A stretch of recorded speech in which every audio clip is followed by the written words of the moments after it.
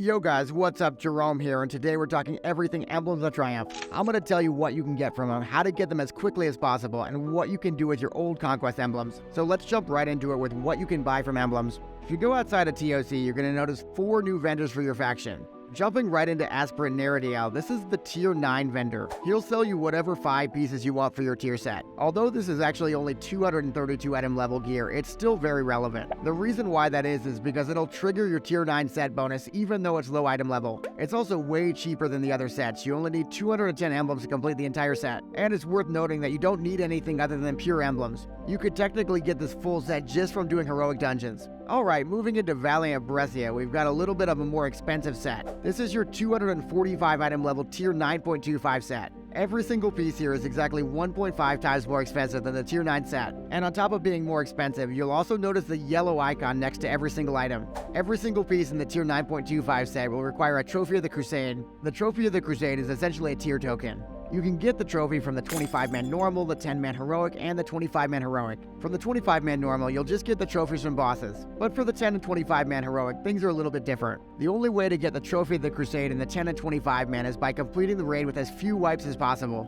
If you complete the raid with 1 or less wipes, you're going to get 4 of these Trophy of the Crusade. I also was able to get 4 from the heroic 25-man as well, though it's not mentioned on the wiki. And really everything here is subject to a little bit of change because Blizzard could definitely modify some values. Wrapping up on Valiant Brescia, it will cost you a total of 315 emblems to get your full set. That's actually quite a lot considering how many you get per week, but we'll talk about that later. Jumping into the next vendor, we have Champion Face Roll. As you can see, same gear as before, this is now the tier 9.5 gear. This is the 258 item level gear, the kind of stuff you'll really want to get.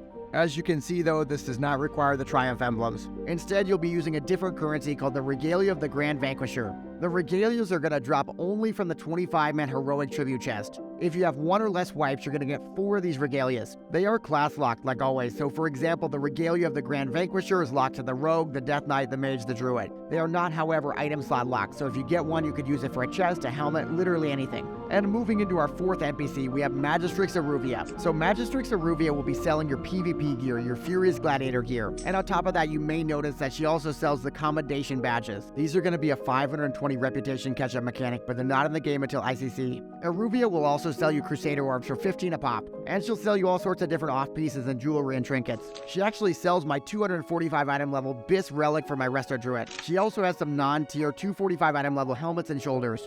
So you know the gear, but how do you actually get the emblems and how many can you get per week?